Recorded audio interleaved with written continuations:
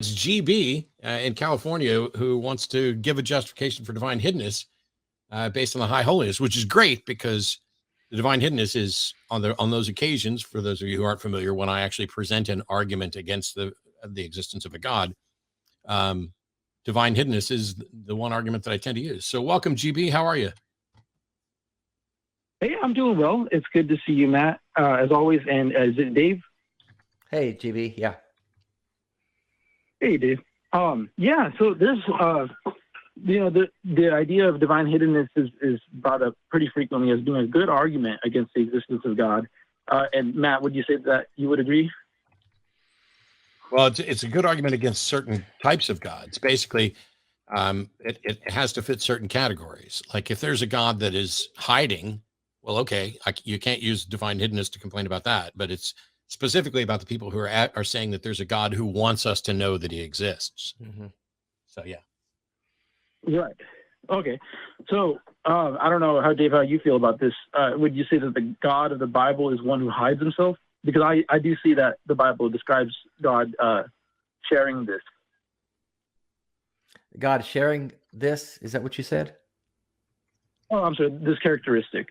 We would all, maybe we can agree upon that the Bible advocates for divine hiddenness. I don't know that that's true. I think the God of the Bible, well, we know that he showed his hind parts to someone.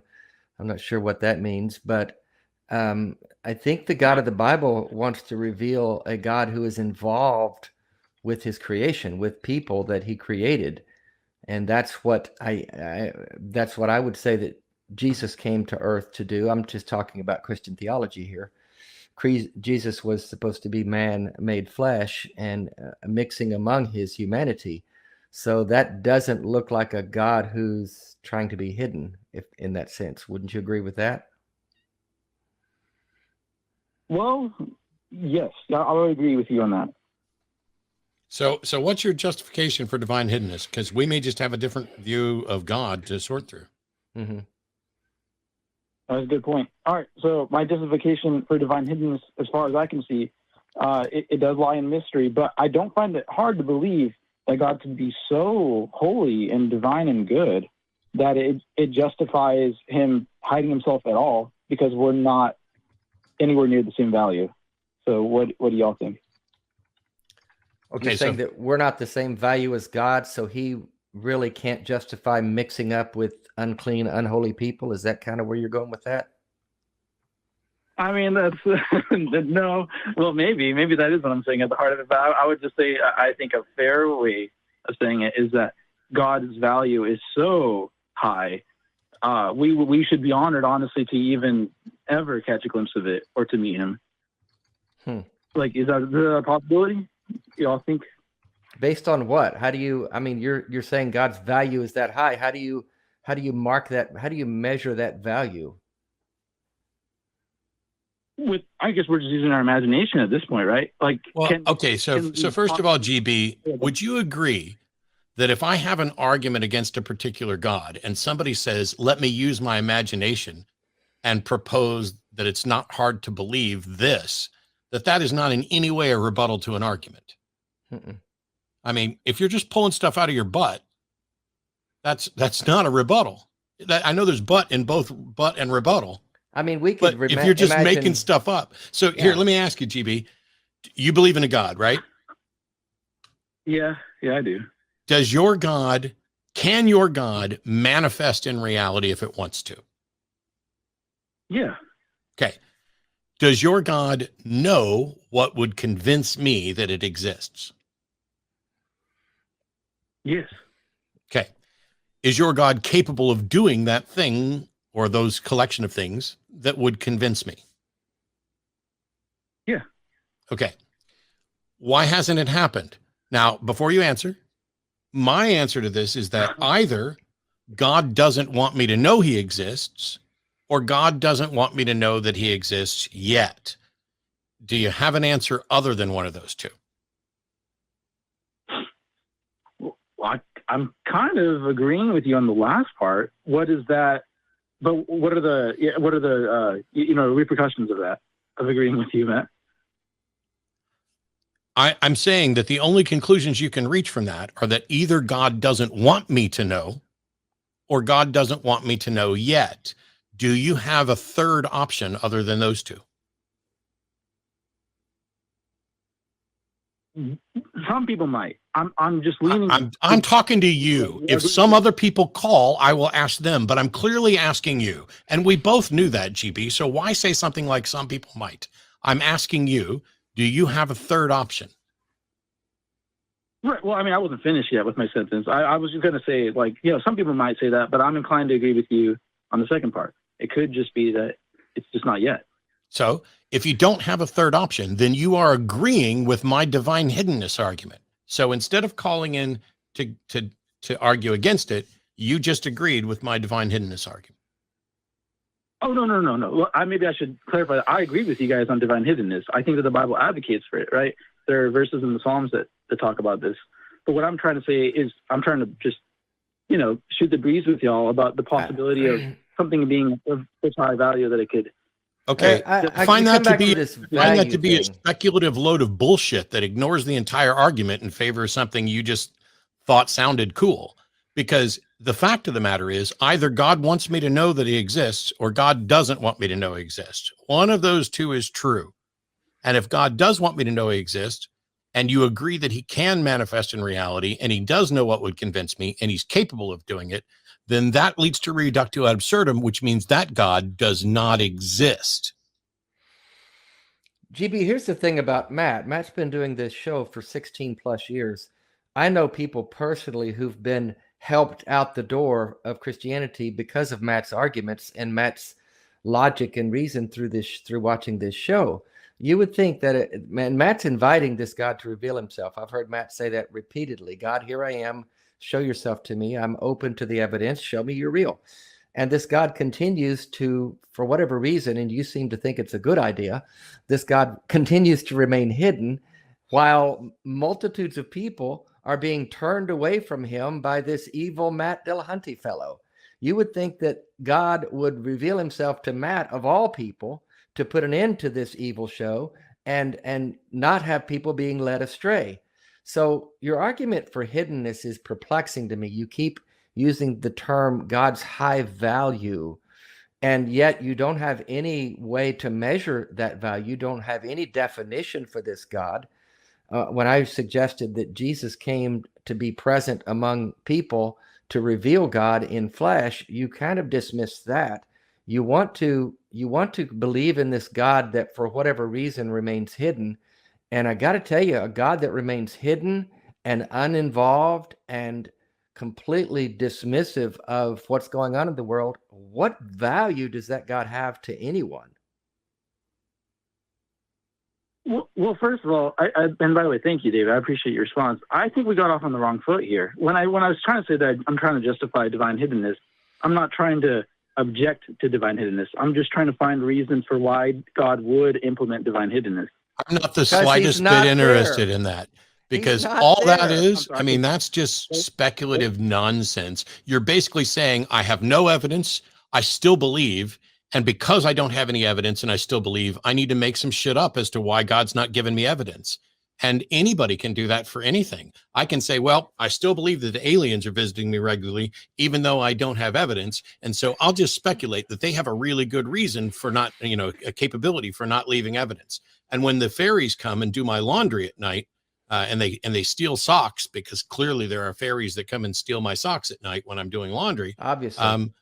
The only evidence I have is that a sock is missing, but I can't prove it to anybody else. So I'm just going to speculate that those fairies are just really, really powerful, and they are intentionally hiding this so that people don't believe there are fairies. How is what you're trying to do with God any different than anything anybody could make up about anything that they couldn't prove? That's question one. And question two is, how on earth can you justify believing this while acknowledging that you don't have any good reason to believe? Wait, so I think you brought up really good points earlier that I would really like to address, Matt, before we go on to any further questions, if that's okay. I guess. I think the two questions I asked are the only ones that matter at this point, but go ahead. Okay, well, thank you. I appreciate that. But really quick before I move on, Dave, you also were trying to. I heard you trying to say something. I just didn't know if you had an opinion on this that you wanted to get out. Delaying. Go ahead and answer the questions that Matt was directing. Let's stay on one thing here. You're kind of drifting all over the place. Okay, well, let's bring it down to the very beginning when we first started, right? Matt, you presented an option that says that it could be that God wants you to know about him, and it just might not be the time yet. There's nothing wrong with that. That's a very valid option. That makes no sense, but whatever. I'm fine with that being a valid option, which is why I presented it with the original version of my argument. So once again, you're agreeing with me on divine hiddenness. You going to address the other questions? Well, I mean, I can. I'm starting to get the feeling that maybe we're not so chill about this. I don't want to offend anybody. You know, like I hope we're having a good conversation, but I'm starting to get the feeling maybe we should talk about this another time. So when it comes time for you to give a justification for why you're believing something without a good reason, you don't want to do that. I mean, that's the whole purpose of the show, you realize, right? Yeah, I am. Okay. So it could be, very well the case that that God he does intend on, on proving himself one day. It's just not the right time. Why would that necessarily be a bad thing? There was someone earlier that said that it is possible that doing so at this moment could conflict with some other desire God prioritizes more. Thank you to the person in the chat that said that. What do you think about that? Like, it could very well be a biblical. I think these are all excuses. It could be. It could be. You keep saying it could be. Please tell me what the right answer is and how you know what the right answer is. Why is it that God, if he exists, why is he not revealing himself? Well, I mean, I just gave you an answer. I think no, sir, you did not. No, sir, you did not. You just said that there may be a reason. I want to know what the reason is and how you know what the reason is, because you're the one who's here as God's advocate. Yeah, well, the honest answer is I don't know. I don't know how I ever really know that. I can appreciate that. Did God reveal himself to you? I believe he has, yeah. In what way? Well, through the Bible. That's not, no, I have the exact same book you do. I'm talking about God revealing himself in a way that confirms his existence to someone. How did God reveal himself to you? Oh, well, I mean, that is how I believe that he has revealed himself to me. I mean, I'm not trying to get around your question. That's just genuinely what I believe. Okay. So if that's the case, then anybody who reads the Bible should get that same feeling, right? Feeling? No. Well, you have to have faith.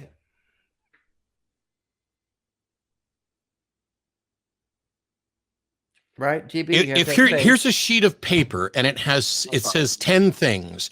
And if I hand this to someone and they say, wow, God just revealed himself to me through this sheet of paper, then any other person should be able to look at that sheet of paper and get the same revelation, right? Otherwise, you're saying it's something other than that piece of paper. Which one is it?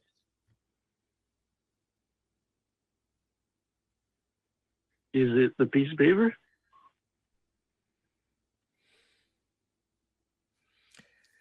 GB, you sound like a really, really nice guy, but it's clear that it's obvious to me that you have faith in a God that you can't prove, that you don't have any evidence for other than words you read in a book called the Bible, which is a completely unreliable document. It's been shown over and over. And I would appeal to you to really think through what you're believing and why, because you haven't demonstrated any good reasons to believe in this God that you say his best option is to remain hidden, and yet you believe the Bible, and the Bible says that Jesus walked among us as God in the flesh. So you're kind of all over the board with who this God is, how he has presented himself, how he presents himself now in present day modern world, and yet because it's obvious that God is not obvious, he's not evident, he's not around, nobody's seeing him, hearing him, feeling him. So your best option is to surmise that he's remaining hidden for some reason. Why do you want to believe in this God that is impotent and invisible and uninvolved? Well, I don't think he's uninvolved, right? But cool. Then you can demonstrate to us how he's involved. Where is he involved? Anywhere with anyone? Well, I said I don't think he's involved, right? I can't claim, I can't prove that. But what I would say to answer how many things do you believe that you can't prove? Pretty much all of them. And why are they all about gods and things that are really important? Like, I can't believe things that can't be demonstrated. I mean, I can accept things propositionally, but I'm sorry. But I mean, if somebody comes to me and says, "Hey, here's this God," and there isn't evidence for it, I can't believe that God exists. I certainly wouldn't start speaking about how I think God is interacting in reality or anything else. And yet you do all of that, and then every time we ask for a demonstration, oh, I can't prove it. Well, how many other things are you willing to accept on such crappy evidence? Just this one. I mean, just this one. So you admit this is special pleading, that you are making a special exception for a God that you wouldn't make for any other reasonable claim. Yes. Okay. Well, at least you're honest. GB, you do realize that Matt and I both used to believe in this same Christian God, the same God of the Bible. And when we were presented with evidence and with ideas that didn't match up with our beliefs, we discarded our beliefs. I would encourage you to consider that. Just throwing that out there. Well, yes, I am familiar with your story. Man, I've got more questions, but you guys have more people on the line. I appreciate that. Just you guys would take the time to talk to me. Maybe we can discuss this another time. Thank you, Matt. Thank you, David. I appreciate y'all. I'd love it if you actually had like an argument or evidence, because think it through, brother. This is something, and I'm not trying to be a dick to you or anybody else, but at this point, I've been doing this for 16 years, but we've been having these discussions for thousands of years. And if you're not going to come with an argument or an evidence to justify what you believe, then you're only doing half of this. The question here consistently is, tell us what you believe and why. And the why is the most important part. The what is absolutely trivial. There's a million people in history I can point to who believe almost the same thing that you believe. And I want to know why. That's the important thing. And that just seems to be the thing that none of you can get to. Mm-mm. Yeah. Yeah. Well, that's fair. I mean, valid. That seems to be the case, right? It depresses me sometimes. I remember when I was 14, I watched you, Matt, for the first time on Atheist Experience, and you broke my heart because you broke my faith. And I think I just found my way back, through persistence. How sad. How sad that you lost your faith and you got it back, but you can't tell me why. Why do you get any information from God? I think so. Yeah, I think then so. Why don't you ask God what you should say the next time I ask you why you believe? Well, I do, but I mean, I don't hear anything back. God told you. What has God told you? You don't hear anything back. That's the point. You don't hear anything back. I never did. Well, that's okay. For 37 years. Why? No, it's not okay. If there is a God, he's fucking punking you. Would you be in a relationship with any other person, any other entity on the planet that never responded to you? Would you pretend that you had a relationship with a person you lived with, a partner or a roommate, and you came in every night and talked to them and had conversations with them, and never, not once, ever did they say anything back to you? Would you consider that a healthy relationship in any way?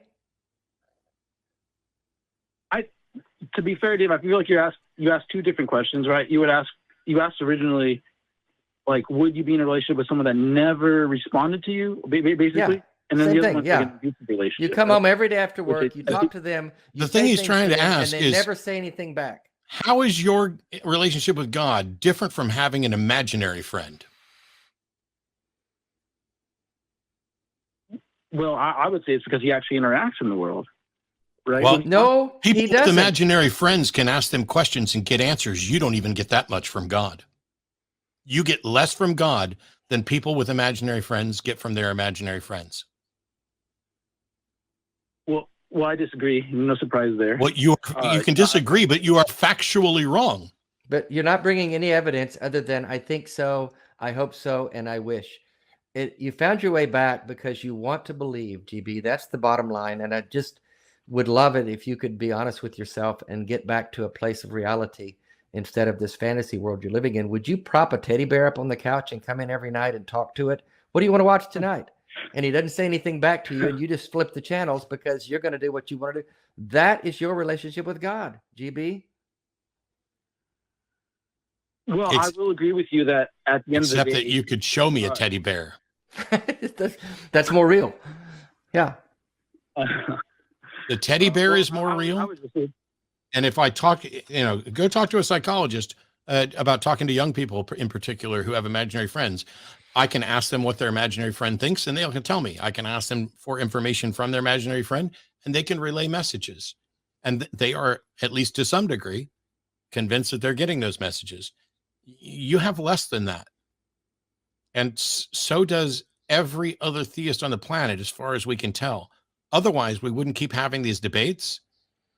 Otherwise, there would be a 25 prizes awarded to the most brilliant people who all demonstrated the truth of a God. And yet, every single Sunday for 16 years, we're sitting here talking shit about every God that, people think that he exists. None of them ever do shit. Why? Is it more likely that they don't exist, or just that, I'm going to stay hidden for a while because he hasn't revealed himself yet. Too high and mighty. If he doesn't care to reveal himself to me, why did he care to reveal himself to you in a way which you can't show to anybody else? I mean, none of this makes sense, GB. That's all I'm saying. I'm sorry that you can't demonstrate it, and neither has anybody else. Think it through, man. But you don't get to pretend like it makes sense or that you have a good reason to believe. You can freely admit that you did. So congratulations. That's honest. You had said you didn't know, and that you have a bias towards this God that basically becomes a special pleading argument. But that's fallacies. Yeah. Well, okay. Yeah. I mean, we can leave it at that. To be fair, I'm looking at the chats. I guess I didn't really give a defense, right? So I hope y'all don't come off as with me thinking that I gave an accurate defense, because I guess I didn't. So no, you didn't. I would like to say I would love to come back. Maybe I could look at the critiques. Sure. From the Discord. Take it all in. Take in what Dave said. Look at the Discord stuff. Take notes. Come up with something, because when you say you want to give a justification for divine hiddenness, if we'd have known that it was just going to be, well, maybe God's too high and mighty to interact with us. Okay, well, that is in direct opposition to one of the premises of the God that I'm arguing against, or the type of God that I'm arguing against. And it's in direct opposition to Christianity, which I'm going to assume, even though we didn't clarify that, is the religion for which you are accepting a God, right? Yeah, the one true God. Of course. Why would we be talking about anyone else, right? Well, this is the thing. Except that the one true God. The notion of that God is that he absolutely needs people to understand or to come to know him, because that is what judgment is based on. Otherwise, he's just immoral and is going to punish who he wants to. Actually, that's in the Bible too, that he it's through grace. So there's nothing you do. It doesn't matter if he reveals himself. He's going to save who he wants, and he's going to punish who he doesn't want. Everything happens according to his plan. And all of us are without excuse, because according to the Bible, since the creation of the world, God's invisible qualities, his eternal power, divine nature, all that type of stuff are clearly visible. But except that that's not true. Isn't it amazing, GB, that the one you happen to believe in is the one true God? Isn't that amazing? How convenient. It's good. Mm-hmm. Very convenient. But I do want to say that, Matt, I have been thinking about that lately, about that verse, and maybe we can talk about this some other time. But yeah, I've been questioning what exactly is Paul trying to get. Like, what is the context that does this verse apply to everybody, or just the specific Romans that he was talking to? I think it's worth discussing one day with y'all for sure. I would agree too, GB. So here's what you do. You ask God what Paul meant, and then you call me back and tell me what God told you to say. This God that's involved with you. Fair enough, man. Fair enough. Okay. Cool. See you later.